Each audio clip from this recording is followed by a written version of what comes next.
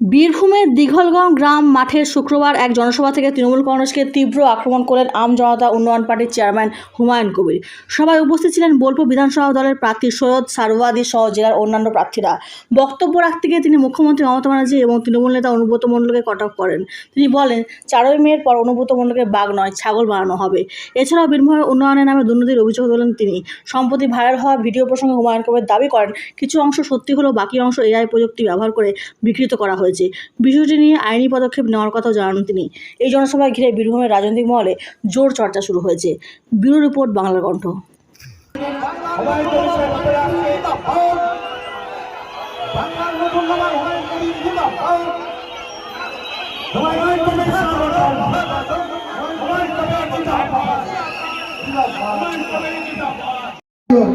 পাঁচই ডিসেম্বর জুম্মাবারে বেলা 11টায় হাইকোর্টের প্রধান বিচারপতি সহ ডিভিশন বেঞ্চ মামলার হিয়ারিং।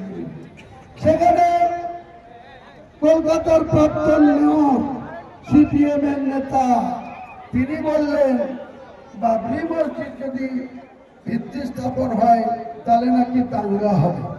মমতা বন্দ্যোপাধ্যায়, আপনি মন্দিরের পর মন্দির করবেন, প্রতি দুর্গা পুজোতে আপনি 2018 সালে 10,000 টাকা দিয়ে শুরু করে 2025 সালে এসে মদ মাংস খাওয়ার জন্য 1,10,000 করে সরকারি কোষাগার থেকে টাকা দিবেন।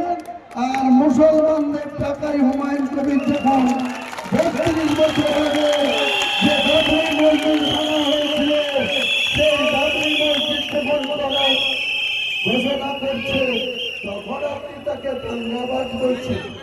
তখন তাকে অ্যারেস্ট করে হোম অ্যারেস্ট করার জন্য চক্রান্ত করছে। হুমায়ুন কবির জমাবার পাত্র নয়। হুমায়ুন কবির अल्लाह जो है एआई करके बनाया, इनको जवाब 2-3 दिन रुकिए, इनको जवाब টিএমসি যারা ভয় পেয়েছে আমাকে, যারা আমার একা সঙ্গে লড়ে পাচ্ছে না। আপনার সঙ্গে বিজেপির আতাতের গল্প দিয়ে ওদের বিজেপির সঙ্গে আমার কোনো সম্পর্কই নাই। যদি ক্ষমতা থাকে, মমতা ব্যানার্জি এখনো কেয়ারটেকার মুখ্যমন্ত্রী আছে, তার পুলিশ প্রশাসন আছে, প্রমাণ করুক যে আমি কোনো বিজেপি নেতার সঙ্গে কোনো সম্পর্ক। আপনার বিরুদ্ধে যে অভিযোগগুলো ওই ভিডিওর মাধ্যমে তোলা হয়েছে, সেটার বিরুদ্ধে আপনি কোথাও আবেদন করছেন? 100 বার আমি তো তার বিরুদ্ধে ব্যবস্থা নেবই আইন।